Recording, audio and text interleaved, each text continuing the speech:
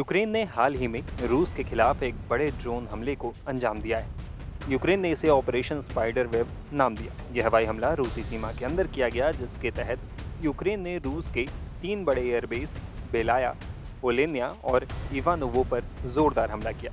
इस हमले में रूस के करीब 40 रणनीतिक लंबी दूरी तक मार करने वाले बम वर्षक विमानों को नष्ट किए जाने का यूक्रेन दावा कर रहा है।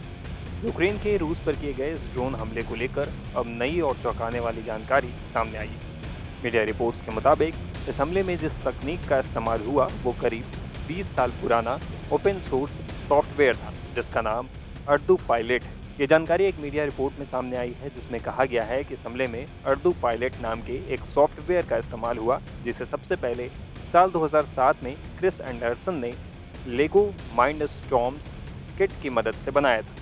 इस तकनीक को लेकर कहा जा रहा है कि शुरुआत में यह सॉफ्टवेयर अर्डुइनो हार्डवेयर के लिए तैयार किया गया था, लेकिन समय के साथ इसे और बेहतर बनाया गया और आगे चलकर ये इतना उन्नत हो गया कि अब ये ड्रोन नाव, पनडुब्बी और रोवर्स को भी कंट्रोल कर सकता है।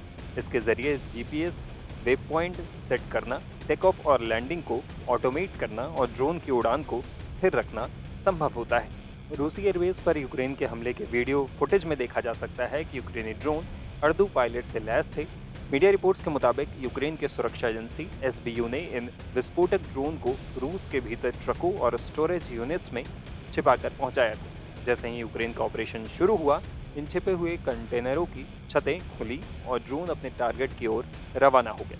हैरान करने वाली बात ये रही कि इन ड्रोन ने स्टारलिंक जैसे सैटेलाइट सेवा की जगह साधारण मोबाइल नेटवर्क और रास्पबेरी पाई जैसे छोटे कंप्यूटर बोर्ड्स का इस्तेमाल किया। हाई लेटेंसी के बावजूद अर्दू पायलट सॉफ्टवेयर ने ड्रोन की उड़ान, कंट्रोल और स्थिरता बनाए रखने में अहम भूमिका निभाई।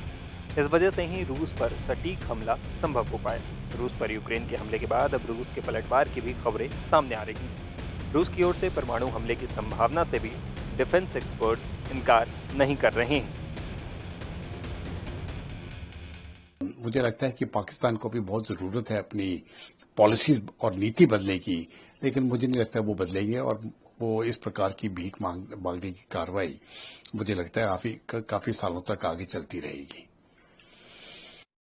एक बड़ा ही कॉम्प्लेक्स और सीक्रेट सर्विस ने एग्जीक्यूट करा है ऑपरेशन को, जिसमें 41 रशियन वारप्लेन्स को डिस्ट्रॉय करने की बात सामने आ रही है। ऐसा क्लेम है यूक्रेन का। क्या देखिए, एक तो ये क्लेम है यूक्रेन का और मुझे लगता है क्योंकि जिस प्रकार से रिपोर्ट्स रूस की तरफ से भी आ रही हैं, मुझे लगता है इस क्लेम में पूरी तरह से सच्चाई है। और 41 ये जो अपर एंड स्ट्रेटेजिक एयरक्राफ्ट जो हैं, बॉम्बर्स वगैरह जो हैं, और ये डीप इनसाइड रशिया, कुछ तो साइबेरिया में भी थे उनके एयरबेसेस, और वहां पर जाकर उन्होंने डिस्ट्रॉय कर दिया। जब हम मिलिट्री की तरफ से देखें तो यूक्रेन के लिए तो ये बहुत बड़ी कामयाबी है और रूस के लिए एक बहुत बड़ा झटका। लेकिन अगर मैं जियोपॉलिटिकल सिचुएशन देख रहा हूं तो मुझे लगता है अभी बुरे दिन आने वाले हैं, रूस इसको कभी छोड़ेगा नहीं। और जो अभी शांति की बात हो रही थी, 2 तारीख को सब मिल रहे हैं जब और शांति बात होगी, मुझे लगता है कि वहां पर सफलता मिलने वाली नहीं है और ये युद्ध और बढ़ेगा। और खतरा ये है, अगर इस प्रकार से चलता रहे तो ये न्यूक्लियर युद्ध तक भी जा सकता है। यूक्रेन का ये जो हमला है, ये मेरे ख्याल से मिलिट्री और वॉर हिस्ट्री में एक बहुत ही यूनिक हमला माना जाएगा। 4000 किलोमीटर तक इर्कुत्स्क, साइबेरिया में यूक्रेन बॉर्डर से करीब 4000 किलोमीटर दूर है, वहां तक इन्होंने ड्रोन पहुंचा के खड़े करे एक ट्रक के ऊपर और फायर किए एयरबेस पे। देखिए, ये टेक्नोलॉजी तो अवेलेबल है, सॉफ्टवेयर है, रिमोट ड्रोन्स चलते हैं इत्यादि, राइट। बट इस अटैक में जो अहम चीज है कि वो लॉजिस्टिक्स है।